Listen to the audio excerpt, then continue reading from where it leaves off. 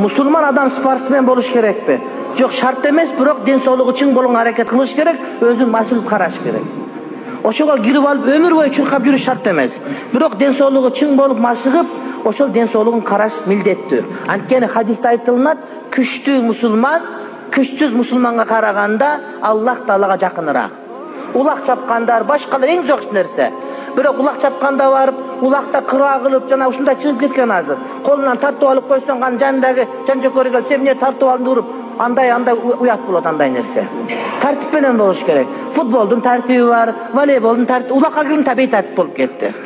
Улакка бардыгы мафия менен барат. Аксакал ошо мафиянын чоңунан кетип алса, колунан тартып алып койсо, күчтүү адамга тартып койсо, келип коркутуп, камчы менен нукулап, өлтүрүп койгонго чейин барат. Арам ошенткени. Арам. Колунан келсе барсın, барбаса отурсун үйүндө, катынын жанында. Арам ошо нерсе. Ошо жерде адам айтпаган сөздө сөгүнөсүн улакта. Андай бул атты башка, чаппа башка. Сөгүнбө. Аксакал улакчылар дурматта. Ал эң жакшы спорт.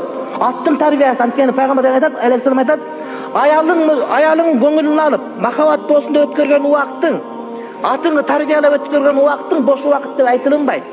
Сооп болот дейт. Бирок ошо сооп болгон нерсени арамга биздин кыргыз байлар алмаштырылган туура эмес.